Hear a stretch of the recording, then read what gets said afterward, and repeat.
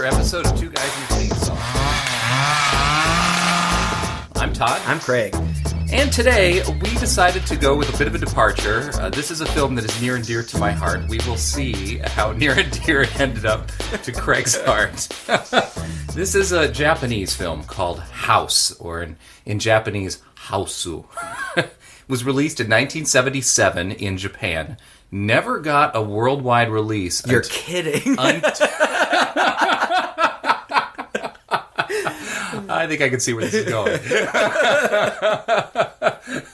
Until 2010, when it was sort of resurrected, and, for example, we watched the Criterion edition. You can get this on a Criterion DVD. Has quite a cult following, has gotten some pretty good critical reviews now. Did not get great critical reviews when it was released in Japan. However, it was a box office hit, especially with young people. When it was originally released. Oh, yes. And they didn't even expect it to be a big hit. Even the creators of the film did not expect it to be a hit. The industry over there, is just a little different, right. Especially at that time. Even the industry over here was. But there's a very large, pretty much the monolithic Japanese production studio called Toho. And it was the Hollywood. It still is to an extent, but Japanese films aren't really as big as they used to be, even in Japan. They're really watching a lot of foreign films more than Japanese films, with the exception of the anime right. within the Japanese society. But at its day, Toho was cranking out tons of movies, and so it was very much the studio-type system that we had in Hollywood, where they would just make a lot of movies. Actors and actresses were under contract to the studio, and as long as the successful ones did well, then the other films, could be experimental, or an era that I think we're missing now a little bit. Yeah. Where we just rely on those box office hits. Right. But we can talk more about the movie's background a little later. I want to just get your initial impressions before we move on. I have no idea what we just watched. That was the weirdest thing I have ever seen. Really? I don't even know how we are going to go about talking about plot. It was just a collection of the weirdest, most bizarre visuals that I've ever seen on film, I think. So strange. So strange. And I watch a lot of weird stuff. We've watched some weird stuff together. Yeah. I think this one takes the cake. It takes the cake. Well, it does have a plot, right? I mean, it's not... I feel like I'm going to be apologizing for this movie the entire way through. Poor Craig. People have likened this film to a live-action Scooby Doo. Yeah, and I can totally see that. And you can definitely see elements of anime in there, too. I don't know a lot about Japanese cinema. I have friends who are big into anime, like big time into anime, and I've seen a few things. We kind of... Over here, I think, in the States, we get tickled by clips of Japanese game shows and commercials. And this felt very much like that. I mean, again, this isn't even real, but it reminded me of that episode of Friends where Joey shows a Japanese commercial that he did for men's lipstick, and it's just all these crazy bright colors and flashes of weird imagery, and that's what's going on here. It's times a million. Well, it's interesting you say that, because the director, Nobuhiko Obayashi, before... It's a mouthful. Good job. Thank you. He actually, I think this was his first feature film, or perhaps he did some other feature films, but they weren't as big, or they were more small and experimental. He mainly did commercials before doing this. In fact, the whole cast of this film, with the exception of who you would call the lead, who is Kimiko Ikegami, who, if you're into Japanese cinema, you'll recognize her. She played Gorgeous in the movie, which Gorgeous actually translates a little better into Angel, which gives a little more explanation for her role in the film. Makes sense. With the exception of her, these are mostly amateur actresses in this film, and it shows in many ways. Mm-hmm. They were people that he worked with on his commercials and things that he tried to bring in. The studio had approached him and wanted him to make... This is 1977. Mm-hmm. They wanted him to make a movie that was kind of on the realm of Jaws. Some big production, something that would be big blockbuster. And he was floundering around for ideas and approached his daughter and asked his daughter, well, let's talk about some of the things we should do. And she was like, movies right now are kind of boring. They're real grown up, and they talk about adult matters that kids can't understand. Can't you make something that's maybe a little more youthful and appeals more to youth? And she came up with all these ideas from her dreams, from ideas that she had. And as you can tell, it just got thrown in a blender and made into this movie. It took a while for it to even get greenlit because everybody thought the script was total bonkers. Mm-hmm. And eventually, this producer at Toho, said, well, why don't you direct it? And Obayashi remembers this as basically being him telling him, we're tired of losing money on comprehensible films. Let's go ahead and shoot this movie, which is totally incomprehensible, and see how it does. Yeah, it's weird that you say that because I feel like on paper, it would have looked like a very different movie. I mean, the story is weird, but relatively straightforward. Mm-hmm. It's really more the way that it's shot and all the wacky effects that make it strange and bizarre. I mean, there are elements of the plot that to me made absolutely no sense. There's at one point a guy turns into bananas for no reason that I can understand. I have no idea what was happening. But other, aside from those few things that really just seem to completely come out of left field. Few things? Well, yeah. I don't know. I'm dumbstruck. I don't even know what to say.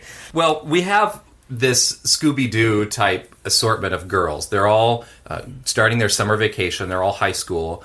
And all of them, like cartoon characters, have names that reflect their distinct one-note personalities. So you have Gorgeous, who's the girl who's the star of the film, and she's the one who's doing her hair and her makeup all the time. And everybody's talking about how gorgeous she is. You have the Professor, who is the mousy girl with the eyeglasses on, who's very smart. She's the logical one, right? Yeah. Even at one point in the movie, they take the glasses off and say, you look beautiful without your glasses. Which is like this sort of nod, I think, to that whole aspect of these films, which is funny. We had Mac, who's the person who eats a lot. Uh-huh. And I guess by Japanese standards, she's fat. Right. She's barely what we would consider pudgy here in the States. She's cute. I mean, they're all cute girls. She's the butt of every single joke. And she's always eating or talking about wanting to eat. It's pretty funny. You have Fantasy, who is the girl who's wrapped up in her fantasy world, I guess. She's the dreamer. Mm-hmm. She has a crush on Mr. What is it, Togo? Mr. Togo, yeah. It's a teacher. Right? And she's been fantasizing about running off with him. And then we had Kung Fu, who is the sporty girl. And like we have to explain that that's true. We have Kung Fu, who does Kung Fu. Throughout the film, she even has her own little Kung Fu score. That's right. That was fun. Melody. Plays the piano. That's right. And who am I missing? Sweet. Who likes cleaning. That's right. Oh, man. Little insight into Japanese culture, too, sometimes in this film. So, the movie's, we're not going to probably explain the entire plot to you, because it makes no sense, but we're going to hit the highlights.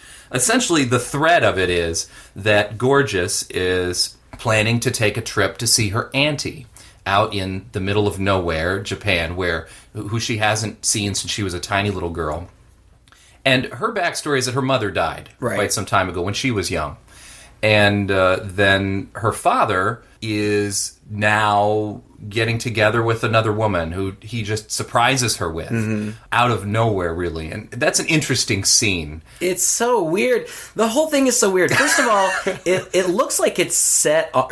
It looks like it's shot on like a soap opera set, like a really, really bad soap opera. Yeah. With what's clearly just a stage with arguably fairly impressive lit backdrops behind.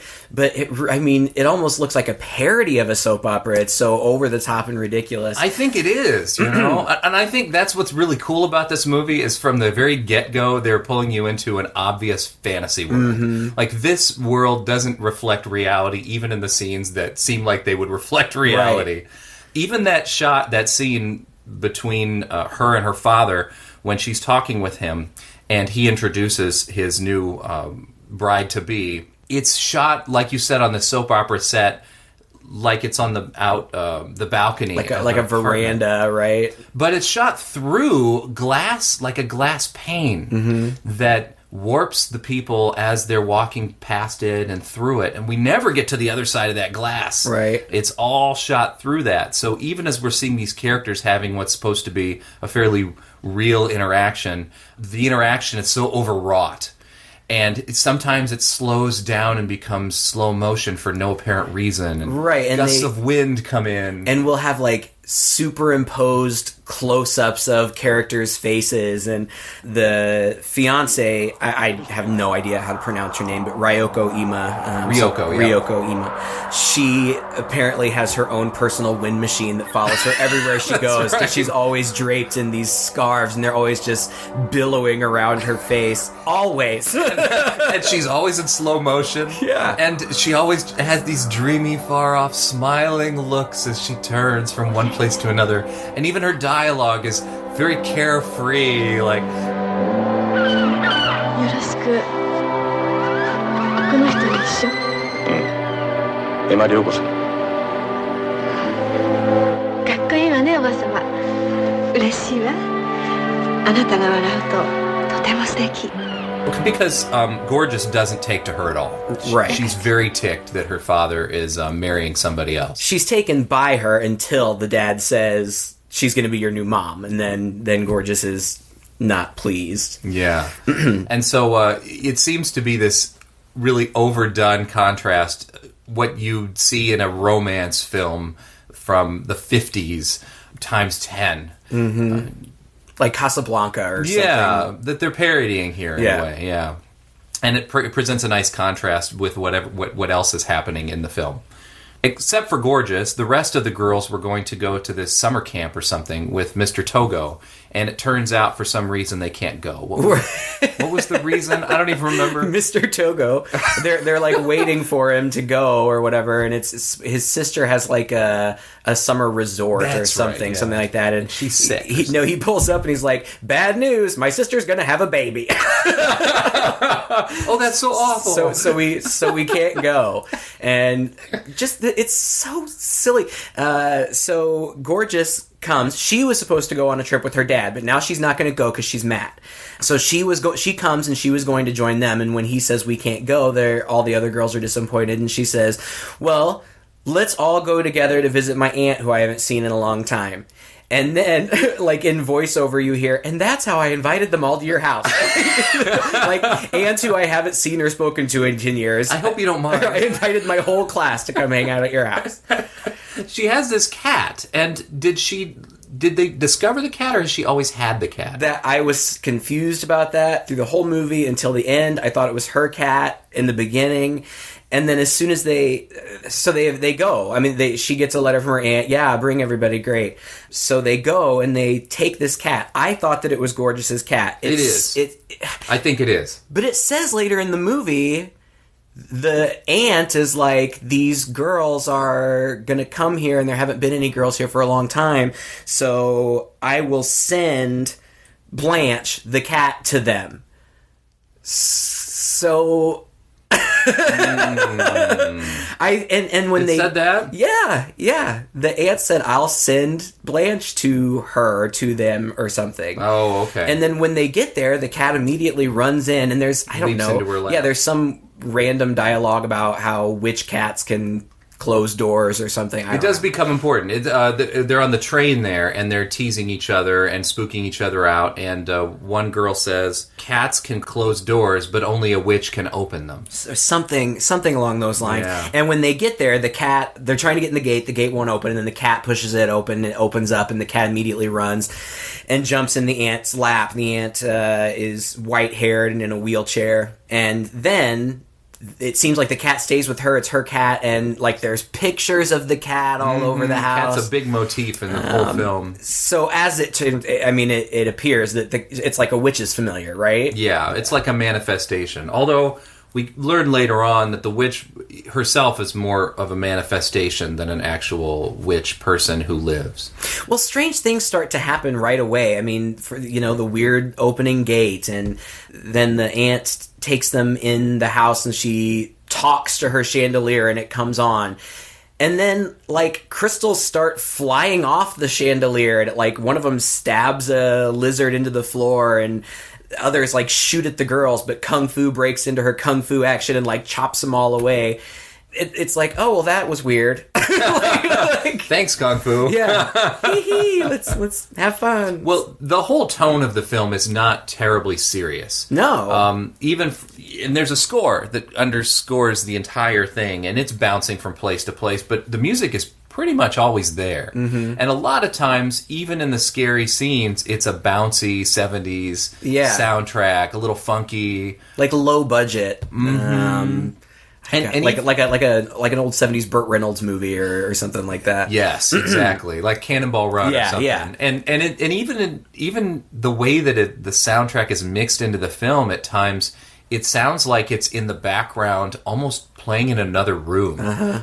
The way that it lays under the dialogue, it doesn't seem like it's scoring the film so much as it's just a song that happens to be playing. It's bizarre. Everything about it is bizarre. Yeah. There's nothing conventional about it. And I guess that's interesting. If you're looking for something different, you're not going to get much different than this. It's unlike anything I've seen before. But in a good way?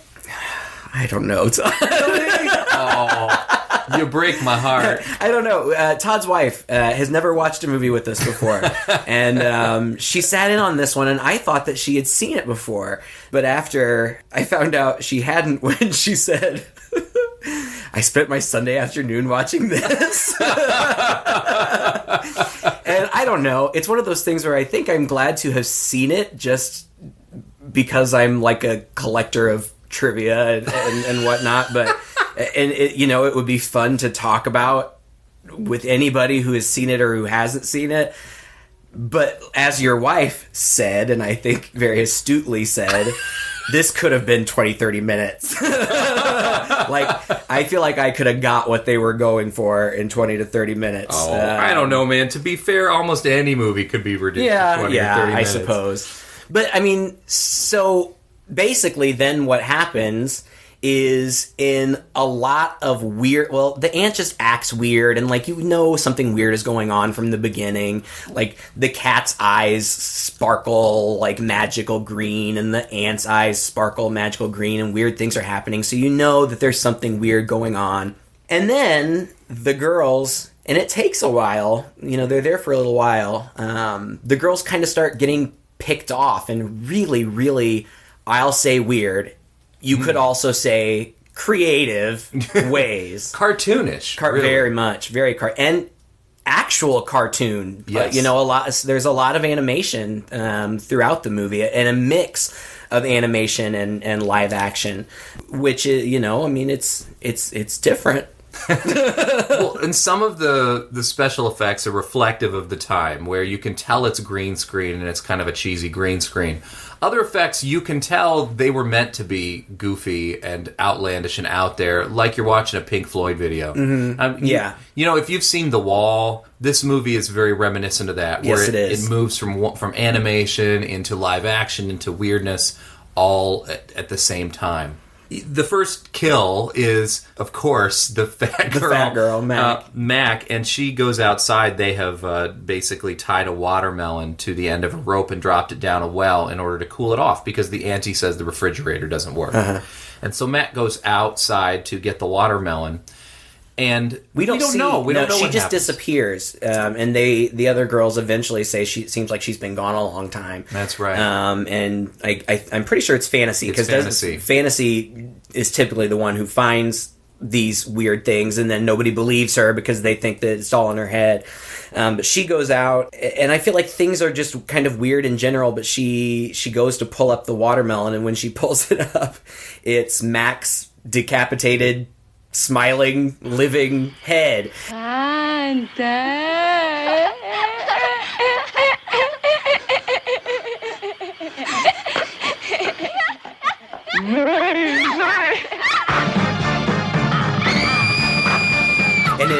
it kind of flies around for a little laughs bit, at her, and then it bites tries her to in the eat her. butt. Like it's stuck to her butt. Even for a in while. death, Mac is trying to eat something. Oh man. But of course, it's fantasy, and nobody believes her. Oh, well, that can't be right, because they go outside and they pull up the watermelon. It's just a watermelon. And from here on out, up until the big climax, fantasy is the one who sees all the creepy things outright. And of course, they never believe her. Well, and then they go to eat the watermelon, and I feel like you can kind of hear Mac's little voice in the background, like it's coming from the watermelon. And then the ant is eating the watermelon. And I don't know if she showed this to one of the girls or if she was just showing us, because she broke the fourth wall on more than one occasion, and she like opened her mouth Just a little bit. Just a little bit, so that we could see that there was an eyeball. She was eating an eyeball. So I guess... and the eyeball would look left and right. Yeah. So I guess they ate Mac in the form of the watermelon. That's right. It doesn't make any sense, folks. And at that point, that was when I realized I'm just gonna have to roll with it. Just let it roll. But honestly, I think yes, it doesn't make sense. But in the fantasy world of a witch, and a witch who can do pretty much anything, who can transform things, who can make them whatever. We just saw the witch, right? We saw the American kind of version of the witch, and there's transformation, and there's flying, and there's that. In this film, okay, the witch killed Mac and transformed her into a watermelon, and now everybody's eating Mac, and they don't even know it.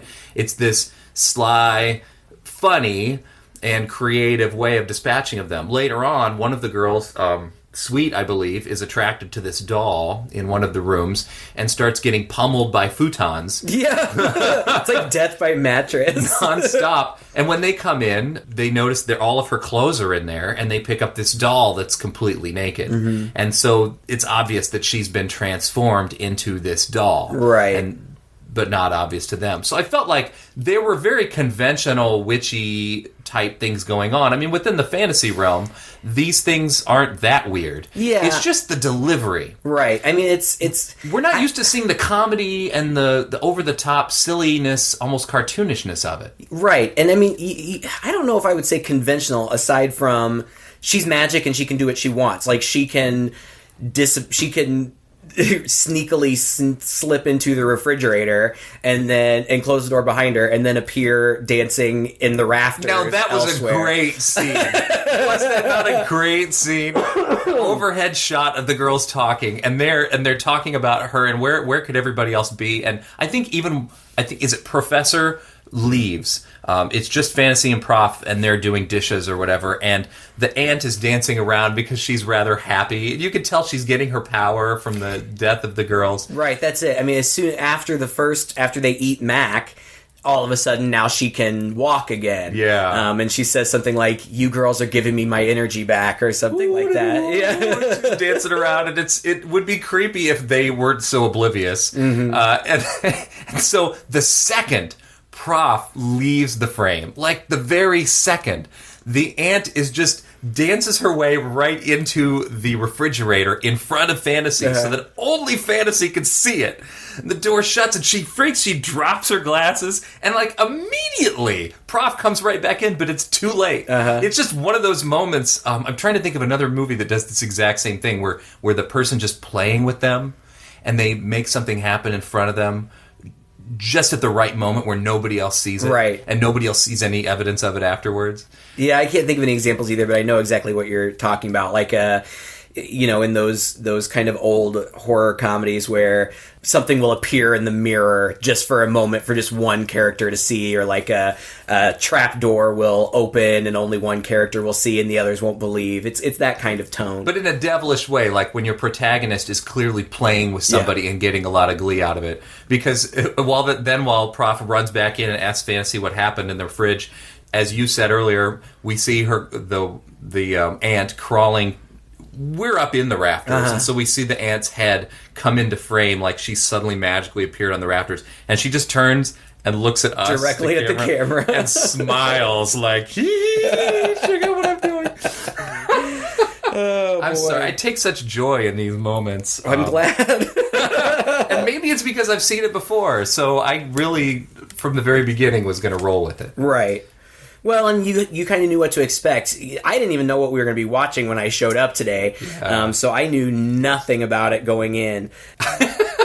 And then again, like, I don't even remember how they all get picked off, but there's lots of just supernatural weird things happening. And it's like you said before, it's kind of like they took a whole bunch of ideas and threw them in a blender, and they don't all really connect and make sense, but it kind of doesn't really matter. Right. It's not like you're looking for some sort of explanation. Like at one point, one of the girls is in a tub bathing, and you get that, like, J-horror black hair thing coming up over her shoulders, and then it goes back down under the water real quick when somebody else comes in the room or something. What else? Well, Melody, the aunt, is showing them around the house, and I guess it must be told that there is a backstory to all this. Yeah. There is clearly some tension between the aunt and Gorgeous's mother. And this is played out in a really creative way, I thought. This was on the train ride in, where they're talking, the girls are talking, and Gorgeous is telling the girls about her aunt and about her mom. And apparently her aunt lived in this great house, obviously with her mom, and her aunt fell in love with this man. And this man it was World War II, and this man had to go into the army, and he died in an airplane crash, but not before he left, promising her that he would return. And so you see later that Angel's mother, or Gorgeous's mother, falls in love with another guy, and they get married, and the aunt is like a bridesmaid of some sort, and you can tell that the aunt is really kind of jealous or upset that her mom, and that's where I got the sense that the aunt had been waiting for Gorgeous to come this whole time. Well, she says that. I mean, she says, "I've been waiting for your letter." Yeah, and this is why I think she was waiting for it. It's almost to exact some revenge on the girl, because obviously her husband never comes back. His plane crashes into the ocean. There's no body. There's no nothing. And we learn later on, as the explanation is doled out to us at the end of the film, that the aunt died a long time ago. And that this is just a manifestation of her love for her husband who never returned. Right. And it is in the form of a ghost, and it takes its revenge by eating the girls in the village. Right. She, under the guise of, like, giving them piano lessons, but she says she doesn't anymore because there are no more young girls in the village. Because she's eaten them all. Yeah, it's a little ominous. And so she's now eating all these girls, and they go in different ways. Like you said, I think it was Sweet was the one that got attacked by pillows. And then the girls later on see her, like, trapped in a clock or something. Yeah, when it seems like the gears of the clock are chewing her away. Gorgeous actually goes pretty early on, I think. She's sitting in front of a mirror, like, putting lipstick on, and the image in the mirror changes to her aunt, like a younger version of her aunt, and then the mirror shatters, and then there's a weird effect where, like, her face kind of shatters and falls away.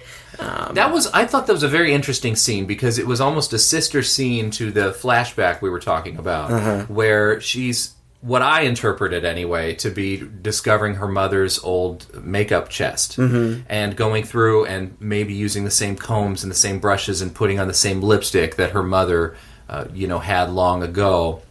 And the evil aunt, sort of in the mirror makes this connection, and there's a possession of sorts. Right. Is how I took it to be. Yeah, and so then Gorgeous she's not around as much, but you still see her around, and the girls see her around too, but it's not really her. It's the aunt, right? Yeah.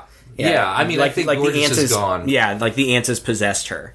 Yeah, and I think that in an admittedly incomprehensible movie, all that makes some certain amount of sense. Yeah. It's the sins of the father are visited upon the children. Right. In this same way, because Gorgeous even looks so much like her mother, that whole looking in the mirror and her aunt looking back at her, possessing her, allows her aunt to almost fulfill, in a way, her revenge fantasy.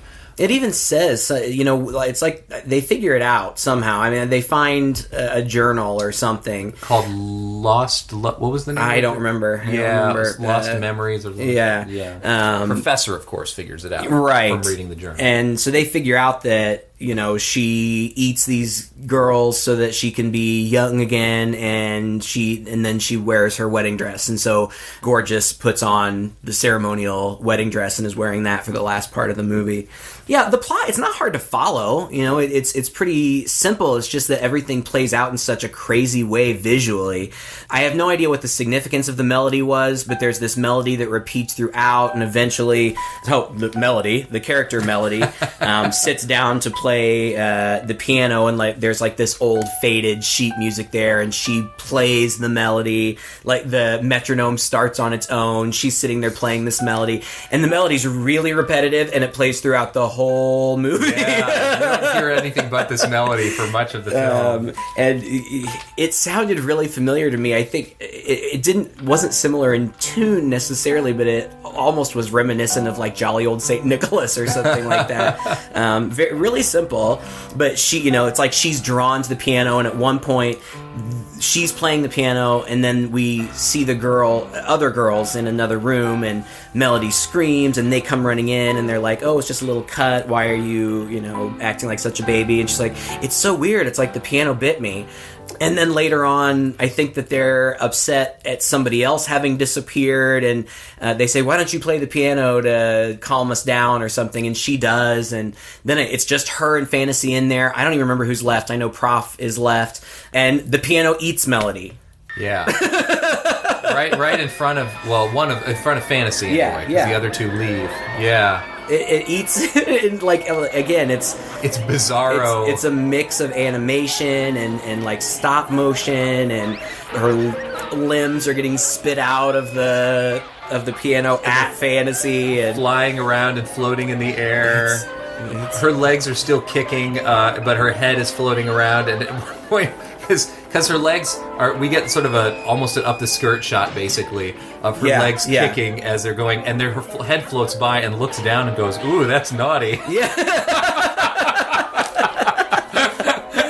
Oh man. Well, it's funny because as goofy and as intentionally over the top and silly as some of those moments are, even in the moments that are ostensibly to be poignant and a little quieter, it's almost as though the director cannot help but insert something goofy in there anyway. Yeah. And I'm thinking back to that scene where you were just talking about, where she sits down at the piano for the first time and she plays, and the metronome starts up, but she doesn't seem to notice or care. Right. And she's playing, and it goes into a slow motion sweep where the camera starts at her back and starts to slowly sweep around the piano and her playing, and it's a really kind of a nice little scene. And as it gets around to face her, we see in the background this skeleton that's been in the corner of the room, because this room used to be a medical clinic, is conducting to the music. It just pops up in the back there, just subtly conducting music in the background. You can't help but just bowl over and laugh. And I mean, and the effects are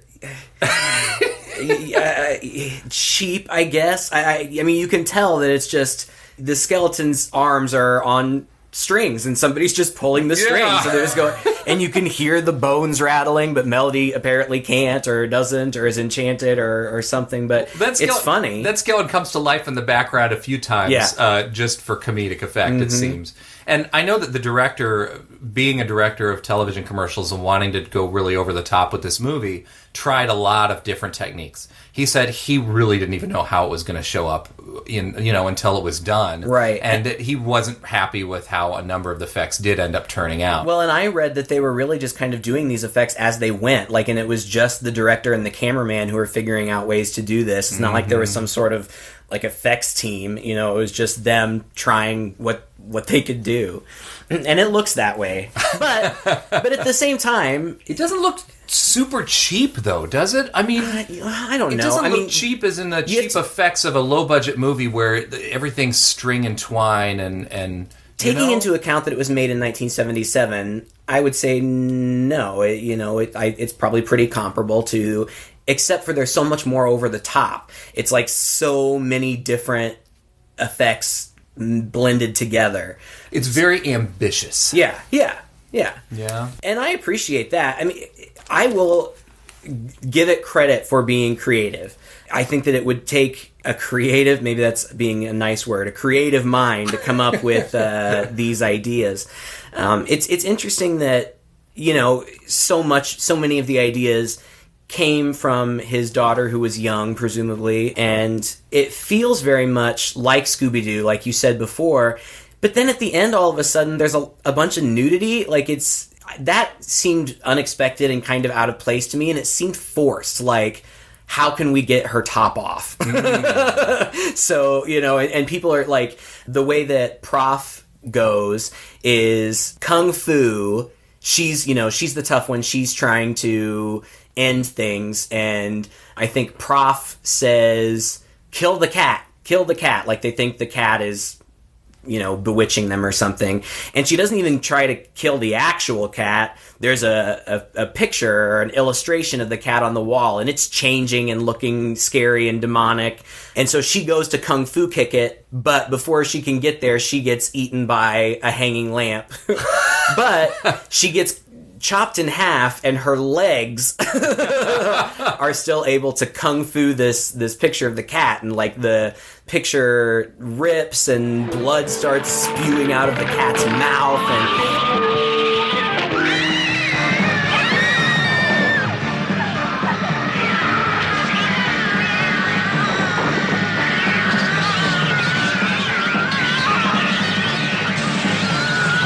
the whole house fills with blood, and all of a sudden the floor panels become like rafts, and this is pretty ambitious. I don't even know how they pulled that off. But Prof and, is it Fantasy, the only ones who are left at that point, are floating on the raft, and Prof loses her glasses so she can't see anything, and then she either falls off or somehow gets pulled off. There's a floating in the water, there's a floating tea kettle.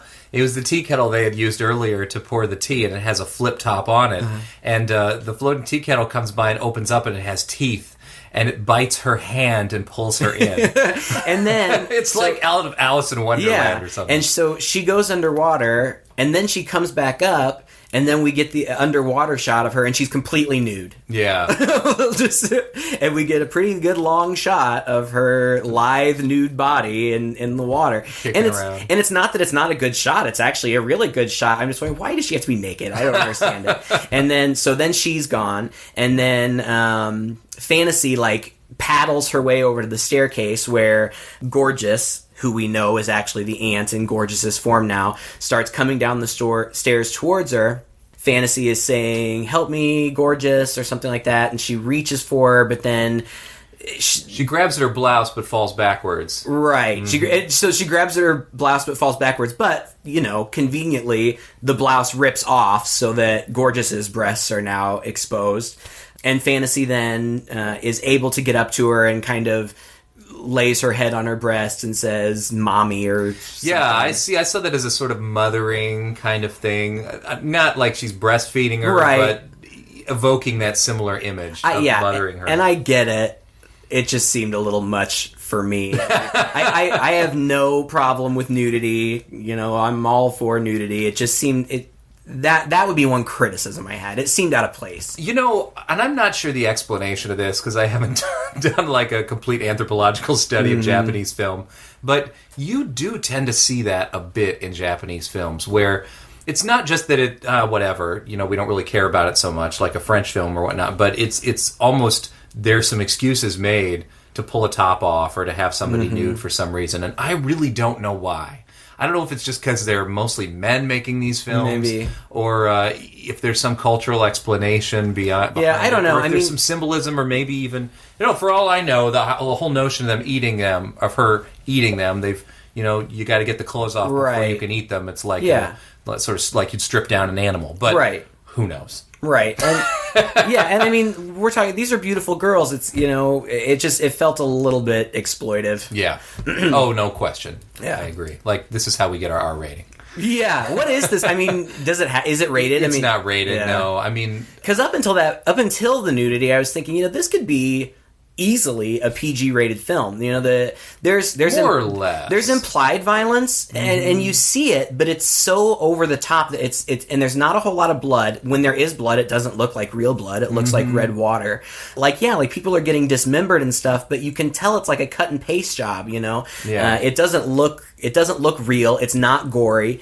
It's really not scary. I mean, it's more just eye candy than scary. And I think that was intentional. Yeah. Probably. I mean, they certainly had the ability to make it, realistically gross, but it would have ruined the comedic, like I said, cartoony aspect of it, don't you think? Yeah, I mean, and I think that I would need to, Japanese culture is so different than ours, and I know so little about it. I can't imagine what audience they would have been making this movie for. I mean, it's just... I mean, do you know more than I? I mean, is this reflective of a type of Japanese... If I went out and looked, would I find other movies like this? If you were to take this and tone it down considerably, it is not out of the tone of where Japanese comedy tends to go. Gotcha. A lot of it can be buffoonish, a little over the top, a little silly. I'm thinking about that character toward the beginning of the movie, The Watermelon Salesman, where they pull the watermelon off and he's making these faces at them. And to reveal his head, his face behind. Right? Yeah, and he's being really over-the-top silly.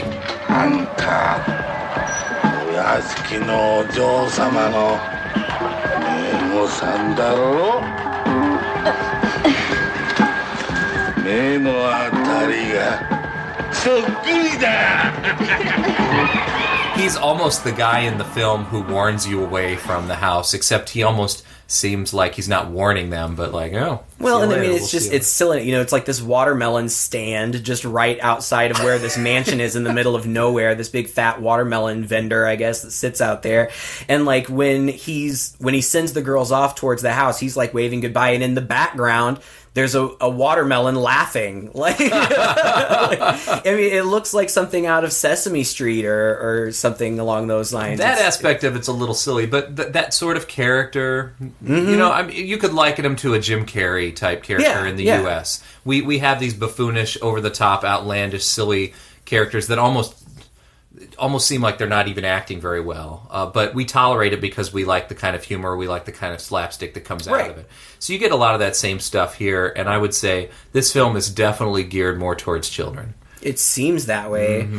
I don't know. I mean, I mean, we've pretty much covered the plot, except for we assume that Fantasy gets eaten. We don't see it, but she's being embraced by the witch, and it cuts away. So we assume that she's gone. The other subplot is that the fiance, Gorgeous's to-be stepmother, she said very early in the movie, I'll go meet them there. I'll let them stay for a little while, and then when it's time for them to come back, I'll go and I'll talk to her. Yeah, it's her way of making amends with extending Gorgeous. An olive branch, right. And so at the very end, Mr. Togo was supposed to show up too, that he can't find the mansion. There are all kinds of sequences of Mr. Togo getting waylaid. Yeah. One way or another, whether he's at a noodle shop just taking his time, or he's stuck in traffic. In a noodle shop where apparently a bear is the chef. And nobody, okay. A bear in like a karate suit. Yeah. Is cooking the noodles. So, okay. So eventually he almost gets there. He gets to the watermelon stand and he says, like, the watermelon guy's like, do you want a watermelon? He's like, no. He's like, I don't like watermelons. And the guy's like, well, what do you like? And he's like, bananas! And then he just starts screaming, bananas! And he gets in his car and it cuts away from him. The fiance arrives at the watermelon shop. There's nobody there, but there's Mr. Togo's car full of bananas in the kind of general shape of a person. So I guess he was turned into a whole bunches of bananas. That is, to me, that is the weirdest moment in a weird movie. Yeah, I guess you just attribute it to the power of the witch, like she's keeping him away. I who knows? Yeah, I feel like maybe she's in cahoots with the watermelon guy. Maybe. The fiance shows up and with her wind machine. And right. She, very slowly and gracefully approaches the mansion, and the birds are singing and the flowers are in bloom and everything's very beautiful. And she's standing outside, and Gorgeous from inside opens these big sliding doors. I've seen these panels before, and it's pretty typical Japanese agriculture, I think, at least traditional. Agriculture. Yeah, no, architecture. Excuse me. That was good. I was thinking, really? So these big and she just very, very slowly opens all these doors while the fiance is just standing out there. And see, I loved that scene. It was pretty. It was a pretty shot. It was so funny too, because you're getting this one who's just skipping through the trees and every little flower, and it's shot to be absolutely gorgeous. But there's this ominousness suddenly of, because we know, well, if you hadn't figured it out by now, there's also the motif of only witches open doors, or right, and so she's slowly opening this sliding door, and it's so long that she has to walk all the way across the frame, and she does it very slowly. Does it twice, 2 panels. It's kind of neat, really. It's pretty to look at. Well, and it's also a very dark comedy, because this woman's coming to extend this olive branch, and she's so delightfully doing it. She's putting on her sweetest face, and you just know she's gonna get it. Right. Well, see, and it's funny, because I thought I didn't see it going where it went. I assumed that the fiance would show up, and then somehow she would rescue them, and then they would, then Gorgeous would like her, and it would be, a happy ending. But instead, they kneel on mats opposite each other in this, kind of open air porch of the house. And the fiancé says, "Where are all your friends? Still sleeping?" And Gorgeous says, "Yeah, they're still sleeping, but they'll be up soon because they're hungry. They wake up when they're hungry." And then, is that the end? That's the end, right? And then she says, "Oh, well, I'm so happy to see you," or whatever. And anyway, they end up holding hands. And as soon as they hold hands, the fiancé bursts into flames. Oh, right. Yeah. Mm-hmm. And then you're right. Then it is pretty much the end, where we get a scene of just Gorgeous's face tossing around and smiling a little bit, and some sort of weird it's a monologue. voiceover over her about, and I think it's the aunt, perhaps, and it's about love, and it's about how only love endures, like the body may die but love endures. And I thought that was kind of weird tonally, it almost seemed like it was supposed to be some sort of sentimental message after all of this weird wackiness, and the fact that she killed all these people. I mean, it's odd. I saw it as a ghost thing, it is haunting. It is haunting, and again, that was the explanation given for the aunt, was that it was her love that endured even after she died, right? Just in a very negative way, right? It's the ghost that doesn't come back to help people. It's the ghost that needs its revenge, and you do actually see that.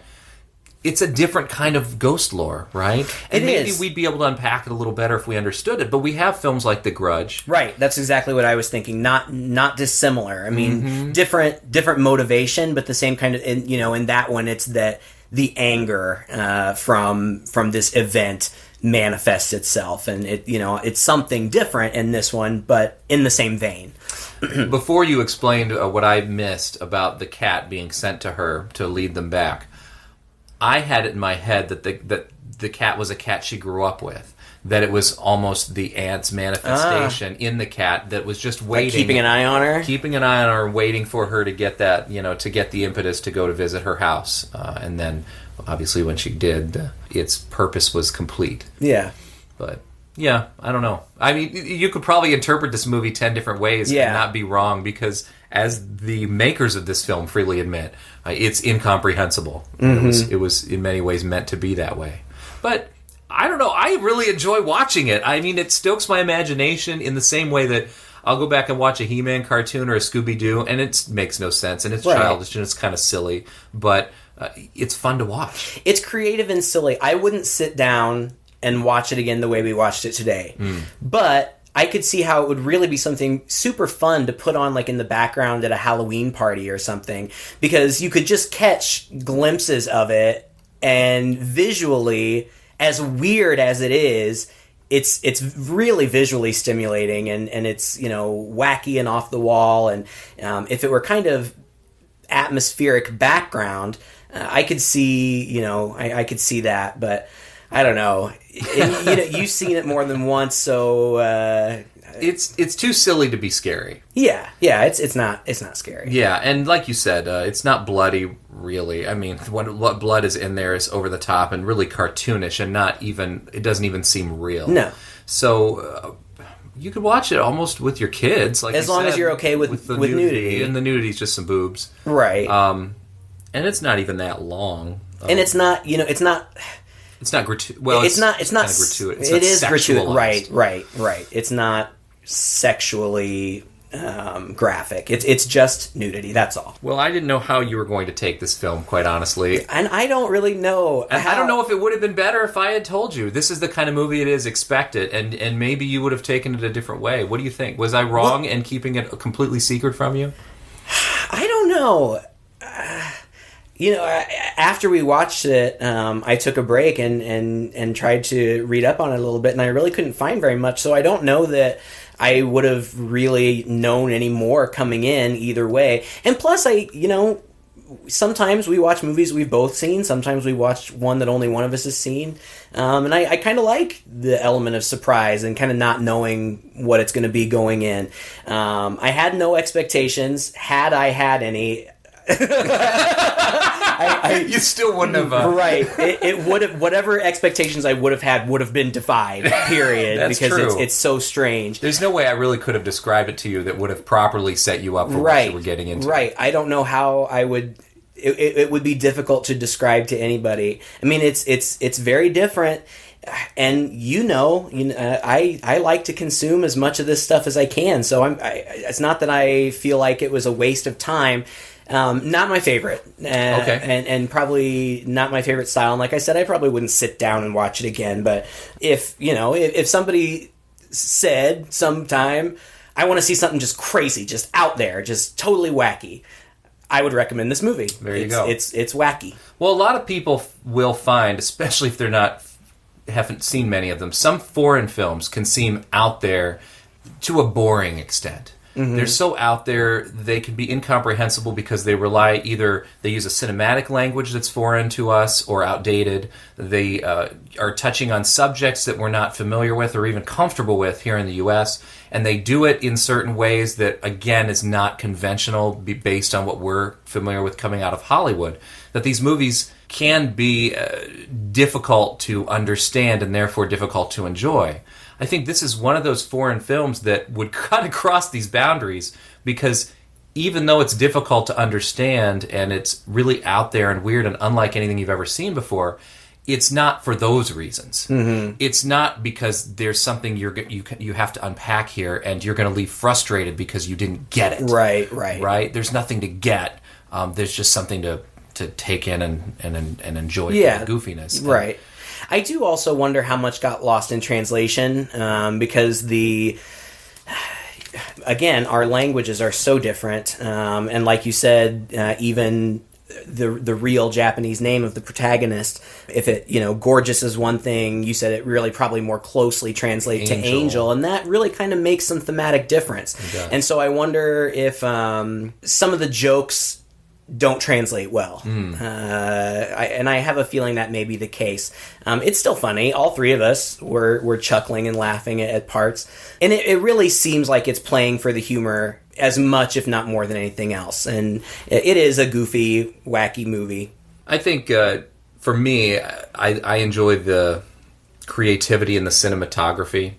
I don't know. The cinematography is so bizarre. I mean, and it seemed like there were times when he would do things with the cinematography that it was like, let's just try something different here. Mm-hmm. Like, it didn't really seem to have much purpose. Like, there's one point where the girls were trying to call the police, and all of a sudden the filming just became really staccato. Do you know what I mean? Like, just like jerky. It's like he undercranked the film, so suddenly instead of seeing it like 24 frames per second, we're seeing it at 12. Yeah, and it was weird. And I didn't, unless he was just trying to, make it You're right. supernatural, like a supernatural atmosphere. I don't know. It just seemed weird to me, and it was and this I'm sure is just preference, but it was off-putting. Like, it was hard to watch. Like, it almost gave me like a headache. Like, I kind of wanted to look away. And it went on for too long. And you're right. It didn't seem quite as connected. It was harder to see. I don't think it's always successful. No, you're absolutely right.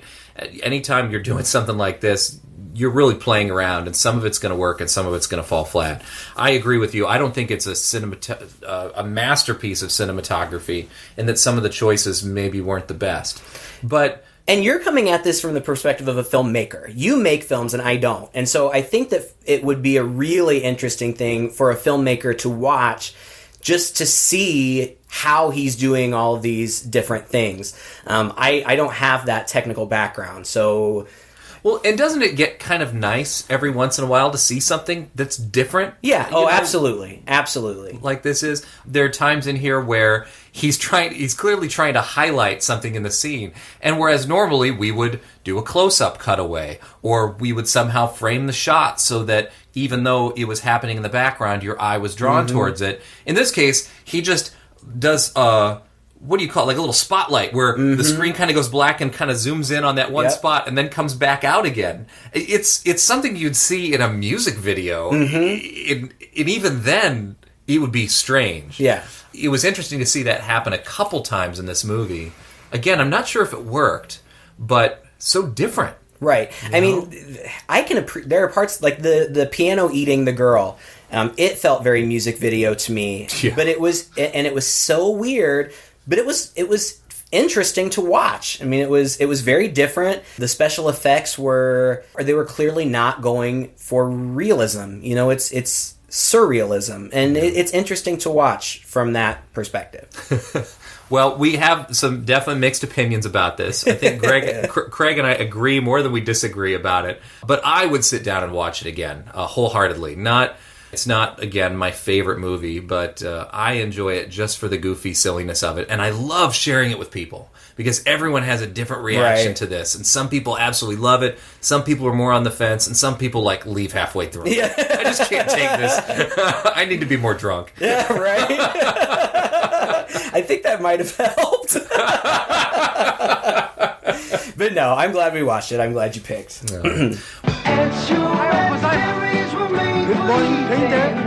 Well, thank you again for listening to another episode of Two Guys and a Chainsaw. If you like this podcast, please share it with a friend. Check us out on Facebook, iTunes, Stitcher. Thank you. We're on iTunes and Stitcher. And leave us a comment in one of these places to let us know what you think. We'd like to hear. I mean, if you've seen House, if you're one of the few people who's seen this movie, I would love to hear what you have to say. I would too. Until next time, I'm Todd. And I'm Craig. With Two Guys and a Chainsaw.